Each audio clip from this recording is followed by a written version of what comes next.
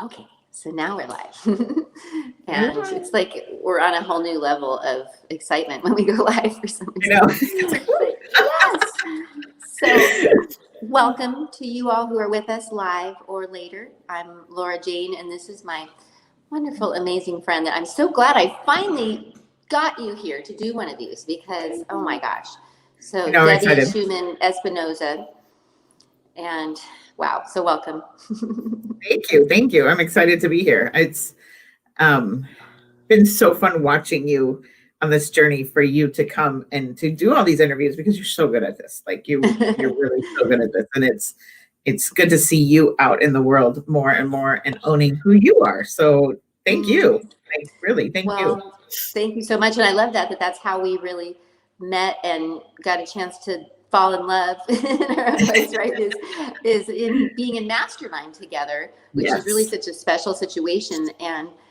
And I love that made sure that I got to hear some of your powerful story early on in meeting you, although you're so great about sharing it now in your books, in your talks, in your programs that you do with people, that people are so aware of where you've come from. And that's part of why I think your work is so powerful. Thank So you. yeah, but I know as soon as I heard your some of your transformation that I know about, I've just been so impressed by you. And because of like the content flowing through you is so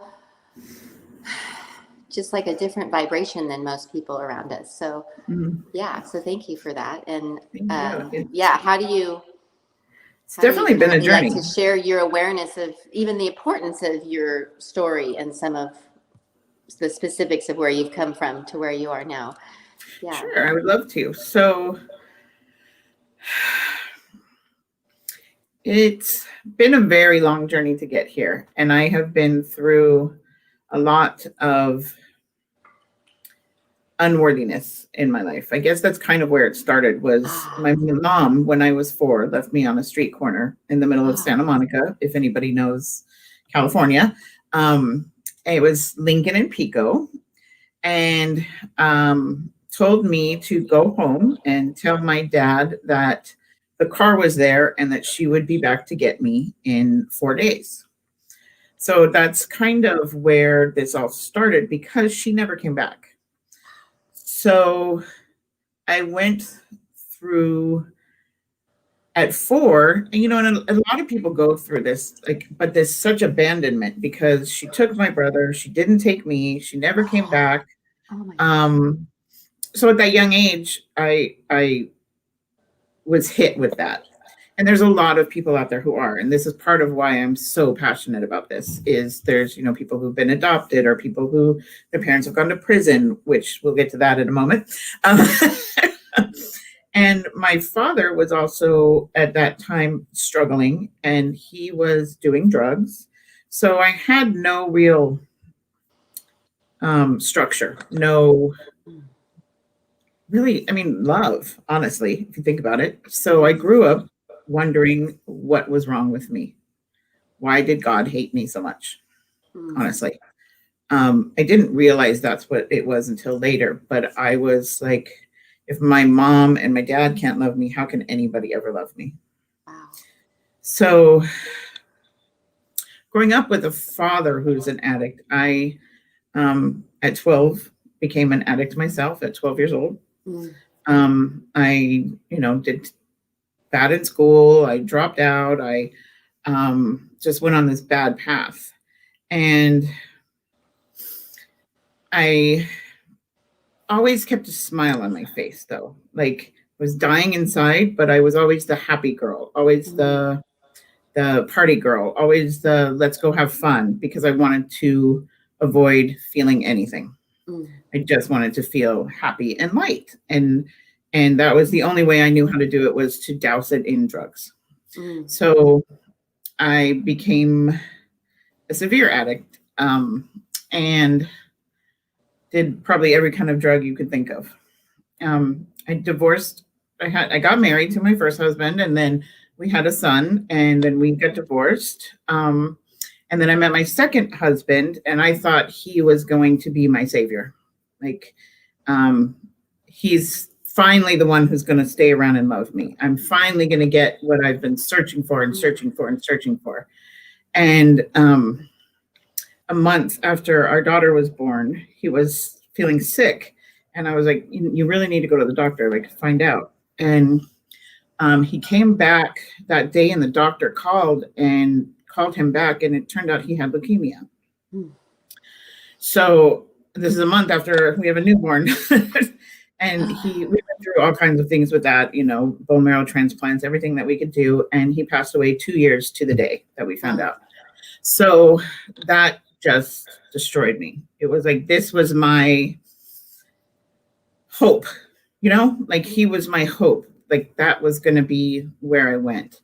So I just got worse and worse and worse into drugs. And then I met my, I'd say husband, but we never got married, and we just went on, it was bad. I mean, we had a son, but we went on just a drug binge, I guess you could say. And it ended me up in prison. So I lost my kids. They were living with a neighbor. And there was a part of me that had always felt there was something more. And I know that because there was such a part of me that always wanted, even though I put on the face of being happy, I knew there was a part of me that really knew that was possible, if that makes sense. So in prison one day, I really just went to this church, and I never believed in God. I, like I said, hated God, and just really fell to my knees and was like, please take this addiction away from me. I don't want this life anymore. I'm just done. Like, I know there's better out there. I can't believe what I'm doing to my children. Like, I know my mom left me. How can I keep creating? God, it makes me cry. How can I keep creating that same pattern within them? Like, I don't want to do that. I don't want them to go through what I went through. And I just really fell to my knees and said, please take this away and save me. And literally from that moment, I have not had anything in my body since. Like, I didn't have any desires. It was just gone. So that was miracle number one. Yeah. And how many years ago was that, Debbie? And it was not that long ago, right? No, I think I'm going on, I got out of prison in 2011. Okay. So yeah. 2011. So it hasn't even been 10 years yet. Yeah. Yeah. So from that point on, I was like, okay. And I just gobbled up like every kind of religion there was. I gobbled up, like I learned Buddhism. I learned Catholicism. I learned Christianity. I was trying to find where I fit, and it wasn't until I got out of prison, actually, that I was actually living in a tent in my sister's backyard with my kids. I did deck it out, though. It was funny because like the cable man came one day to like hook up cable in the tent. And he was like, that is going to be a story that he probably tells forever. But I just started searching, and I met a few people along the way. And there was just one that is now my mentor that I just knew I had to be with that person. Like I had to learn from her. I had to, she just spoke to me. And from that day forward, I've been on this amazing spiritual journey, which has led me to talk to angels and really, really do some heavy work within myself, like heavy work. And 5 years ago, I think it's 5 years ago now, no, 17, 18, 19, 20, 3 years ago now, I wrote a book on worthiness, and it's a self-help book, which was a little bit of the steps that I took, and that became a #1 bestseller. And that whole just miraculous journey of finding me and reclaiming my worth and healing all those old wounds and knowing that everything that I was looking for was already in me. It wasn't something outside of me that was external that was ever going to fix anything that had ever happened to me. And I now look back on that journey as such a gift, because I think without it, I wouldn't be here where I am, wanting to help others so much. And um, my two main passions are worthiness and addiction. And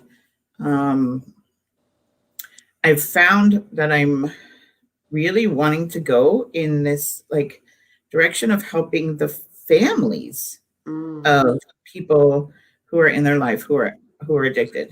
Because I was talking to someone the other day and it was like crazy. I've had every form of addiction in my life that you can think of. Like, I was an addict for so long. My father was an addict. My husband was an addict. My child has been an addict. I almost lost him a year ago. My brother's an addict. Like, I have every form of addiction in my life. And I really think that I can help people understand the addiction perspective and help them to know it's not their fault. And maybe from there help with the addict in their life and let them reclaim their worth and know, because it all goes back to worthiness. Like, that worth just gets chipped away from such a young age, and you don't even realize it's happening. So, yeah.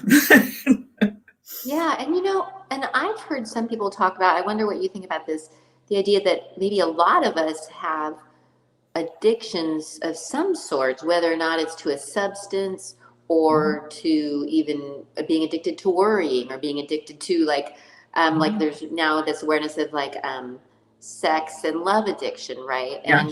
And Computer do you game. think that a lot of us have some sorts of addictions that may be happening in our lives that are part of like the ways we're trying to deal with life, I guess? But yeah, I'm just curious about that. Or I don't know, what do you think? Do you think that it really is different when it involves things like substances No, and such? I don't think it's different. I honestly don't think it's different. I think people are different, and the way that they escape is different. So most people who have some sort of addiction are running from something, 100%. And then the cycle, what happens is then they're creating this addiction that's giving them a feeling of love or joy for a moment that they've been searching for, that they don't realize it's already within them. That makes sense. Where it goes with the worthiness. Yeah. Yeah. So they like, and so there's pain that they're hiding from because they don't know who they are. They don't know that they're a gift. They don't know that they were born worthy. They don't know that they were, like, there's nothing they could ever do that would make them unworthy, like ever. And so they start something that's bringing them this little bit of joy and this little bit of joy. Yeah. And then it becomes, for an addiction, depending on what it is and how bad it gets as well, then they have shame on top of that because they're addicted to something. Yeah. And then that shame compounds because now they're ashamed. So now they're hiding from the shame, which creates even more of an addiction, which creates, it's just a vicious cycle that goes and goes and goes.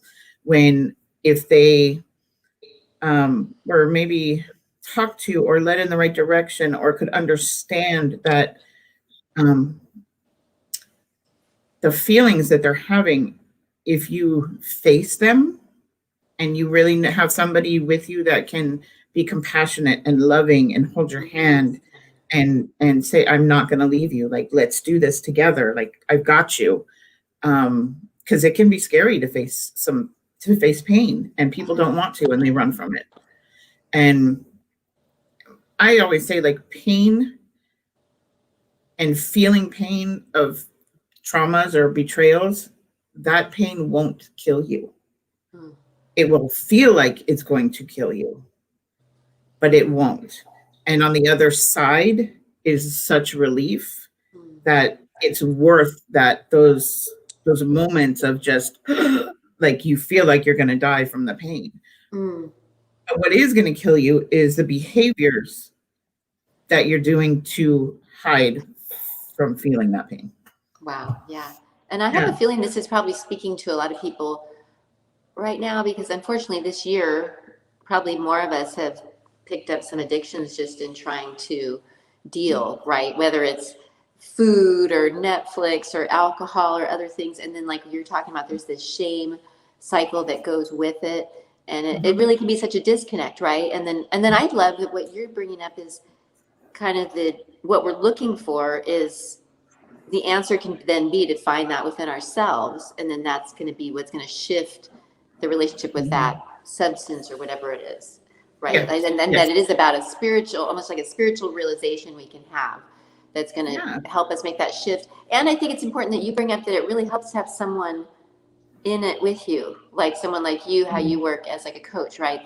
Yes. That's kind of Yeah. feels new to me because sometimes I'm a big do-it-yourselfer, and it does seem Mhm. important to be willing to have someone with us just to hold space, right? Much To less hold that the space other and to ways say that you it's talk. okay. Like, I know me going through it, there were so many moments where reliving so much trauma and so much pain, like my husband's passing, like all these things Yeah, where I was hiding from that pain, and to actually feel it, I don't think I could have done it alone.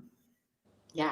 I don't think I would have been able to really feel it and release it alone. I maybe could have felt it, but I don't think I could have released it, Ooh, yeah, if that makes sense. Like, yeah. um, yeah, but That having makes sense. somebody there Yeah. just loving me, Ah, um, was part of helping you release kind of, it. And I know you've also learned because, like, I think the mentor you're talking about is that Rika. yes, Yes. yes. So I just Mhm. know some of what she teaches, and so and I know you too now do a lot of almost like magical practices, right? I mean, that's probably not the most respectful word to use, but because I love but you magic. really do help people release things, though, right? That Yes. you've learned some things that are going to help people do more than even face it. And do you talk about that Yeah. kind of thing in some of your books and such too, like for ways for people to do that with Um, themselves, or in the first book I did, it's kind of like a beginner's self-help, and yeah. it does talk, and I do give steps on how to start, like how Yes. to start loving yourself. Like, Uh, really, just so many people don't know how to even look at themselves in the mirror yeah. and like what they see. And for me, I think that's the first place to start, is honestly to go to the mirror, look in the mirror. And I say to look in your left eye because that's Uh, closest to your heart and it has more of a okay. connection. Uh-huh. And you can focus on your eye. It like brings more of your heart through. And just say, I I love you, Debbie, or say your name to yourself and say I love you. And a lot of times in the beginning it's going to feel weird. It's going to feel like what? Like, but the more you do it and the more you really look at yourself, the more you'll start to believe it. And then my second step would be to say, after that, when you're looking in your left eye, ask your face in the mirror, say, who wants to come up and talk right now? Mm. And there will be a little part of you that wants to be heard. You need to let those words come out and let that little part of you, it could be a little kid, it could be a teenager, it can be, there's a part of you that's in there that once you start to really talk to yourself and look at Mm. yourself and acknowledge yourself, like to yourself, these parts of you are going to want to be heard. Ah, And listening to them is a big, huge step. Yeah. wow. And even just being willing to like verbally express it. Verbally. Mhm. Uh-huh. Mhm. Wow. Yeah. Mhm. I think And and it's this and I say start with that by yourself, because a lot of people when they're first starting with something are going to have a hard time letting somebody else in, mm, mm-hmm, to mm-hmm. be so vulnerable with somebody that they can trust, somebody that they feel um, will actually listen and will hear and will be compassionate. It's not something you can do with your best friend necessarily or your spouse necessarily. It's somebody that needs to know how to hold that space and how to get you to feel loved and safe. And the best way to feel safe is to feel safe in the mirror with yourself and just take those little baby steps first and then see what comes from that.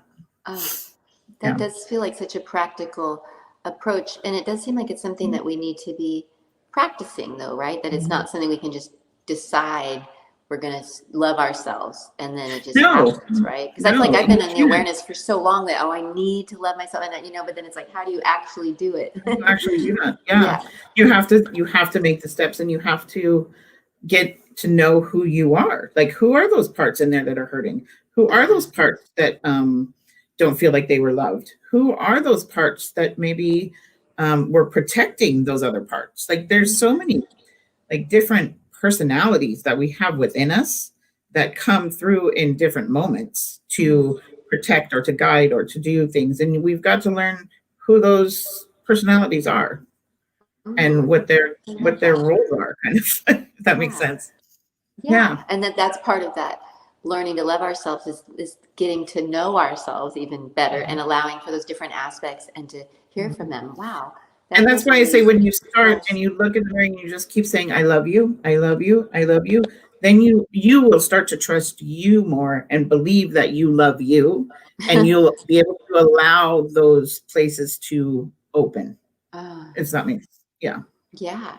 You make it sound like so exciting. It's like, ooh, what's going to happen if I, and it does make sense that we could shift so much if we start to even trust ourselves, like the way you just said that. Well, that's a lot of it. You're like, it doesn't have to be an addiction or anything, but there's a lot of places where we don't trust ourselves because we think we've made wrong decisions. Oh, right. Yeah. And that goes back to being unworthy and being like, here's an example. Like when you're a young kid and you're playing in the garage with a toy and your mom comes out, stop it. That's not okay. Like there's so many moments of that as we're growing up. It can be a teacher. It can be whatever it is, who you're constantly being told what you're doing is wrong. Yeah. That you start to believe you as a being is wrong. Yeah. And it's really getting back to looking at yourself and trusting yourself and knowing and loving that even those places where you thought you were wrong and being like, you know what? No, I'm okay. Like I was a kid playing in the corner, but those pieces will start to emerge as places that have made you unworthy. Like you a lot of times we don't even realize what it actually is that has created this pattern that we're in until we can get down to that. Yeah. Wow. Yeah. That seems like a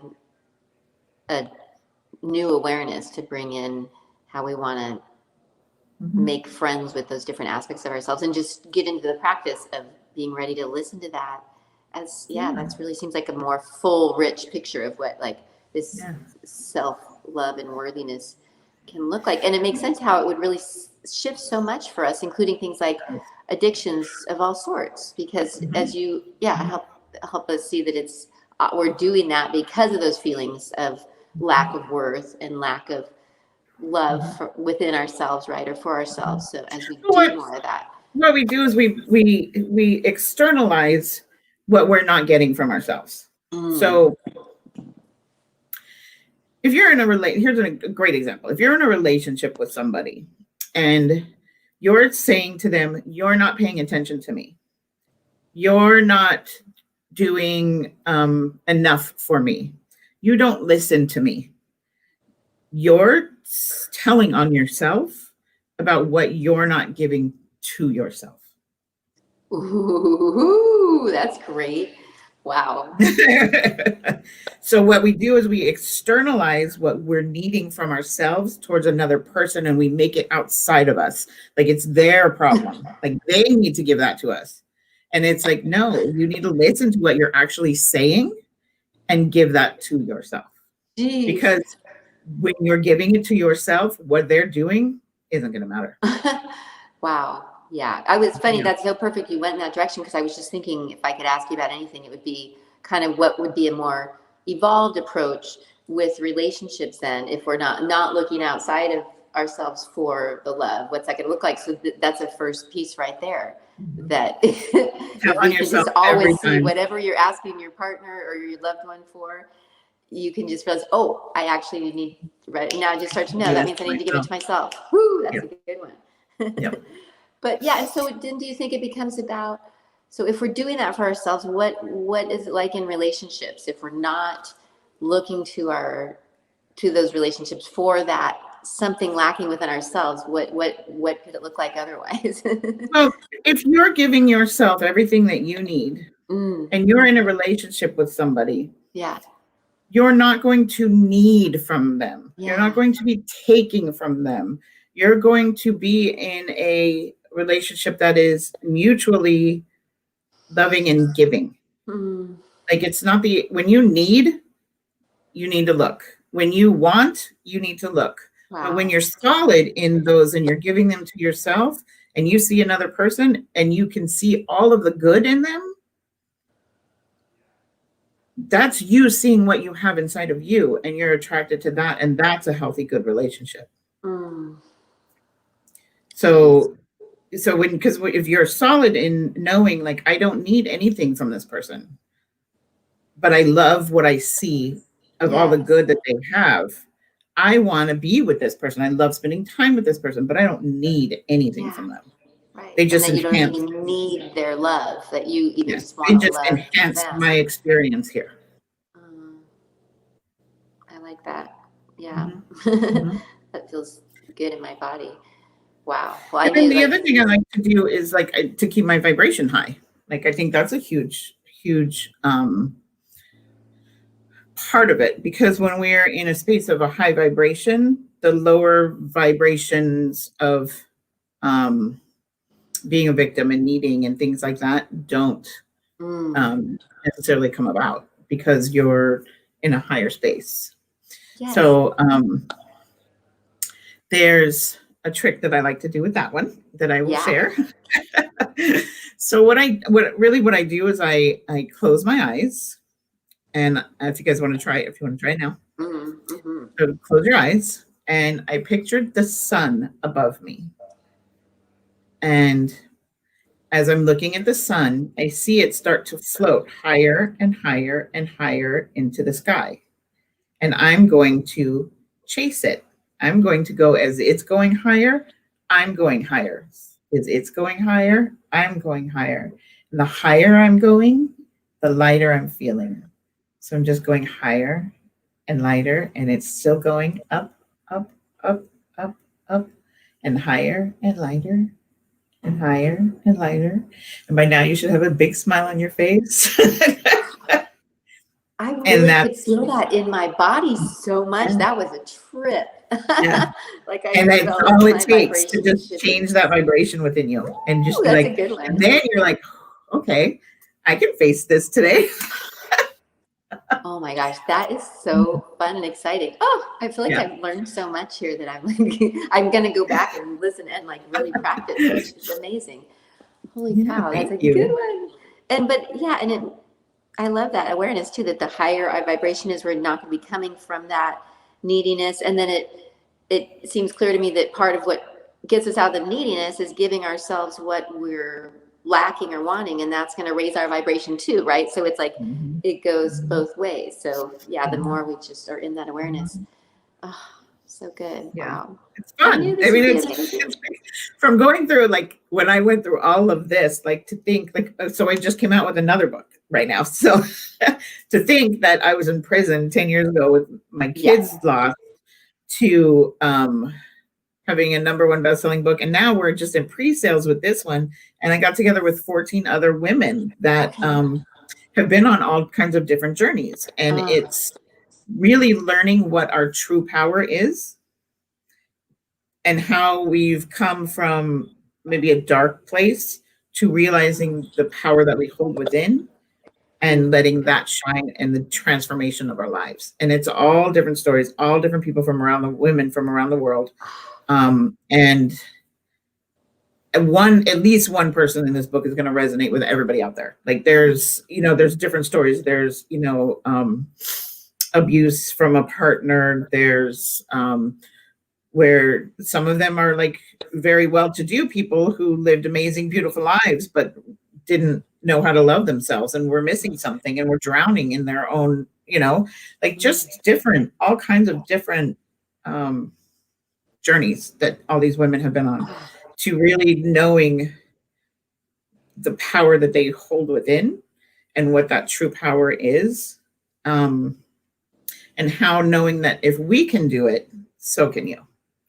Like it's knowing you have a spark within you. You have this innate power that we're all born with to be ourselves.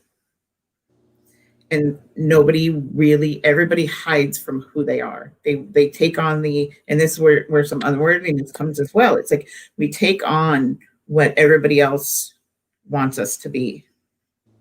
And we dim our light for others. We don't stick up for ourselves around others. We, like our parents, like they want you to go be a doctor. So you go to be a doctor when you want to be a dancer. Like there's all kinds of things where we change who we are innately for the world around us. And this is bringing it back to knowing that the power that you seek and the power that you have within you is magic. It is magic. Because when you open to that and you're living in your truth and your power that you are, magic happens. Like you're resonating with the universe and where you're supposed to be, and things just really it's fun. And that sounds so important too, that it's stories from women, right? And then that it's such a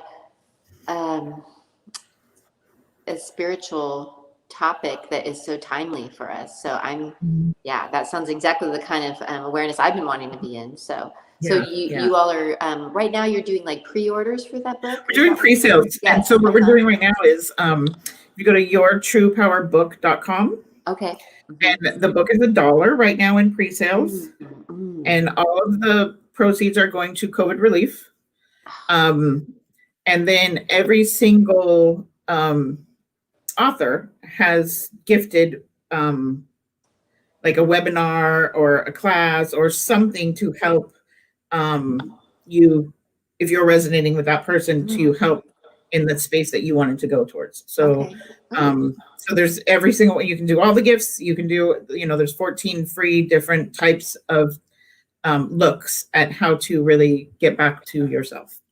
So we're all gifting you that as well. So that does sound really beautiful and transformative to hear all those stories. And it's not, for us, it's about the message and getting the message out there that you are your own true power. Like you have this within you, like you can do it. Like if you look at us, like we're 14 women from different walks of life, from different, from Sweden to Australia to Peru to like that.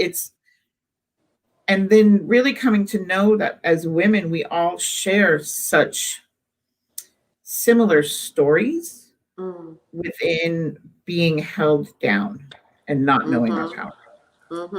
Yeah. That's where this seems a very timely, modern book that we're ready for in so many ways. Yeah.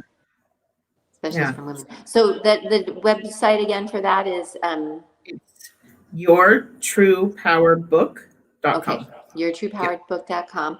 And then is there a way that if people want to be able to follow you for other projects and work and such, and do you have like absolutely it's fun because I'm actually like I said, I'm really moving in the direction. I mean, I have other things, but I definitely do one-on-one coaching with people. And I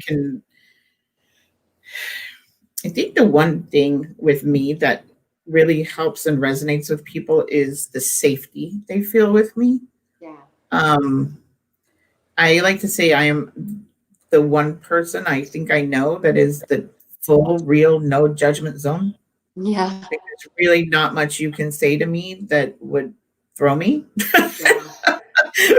I mean, honestly, Yeah. and even if it did, I have no judgment of what others have done because I was in such a place of doing such wrong, what I called wrong things that um, I now look back and I don't think they were wrong.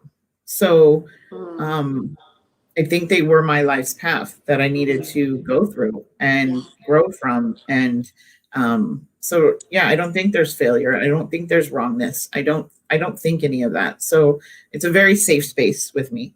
Mm.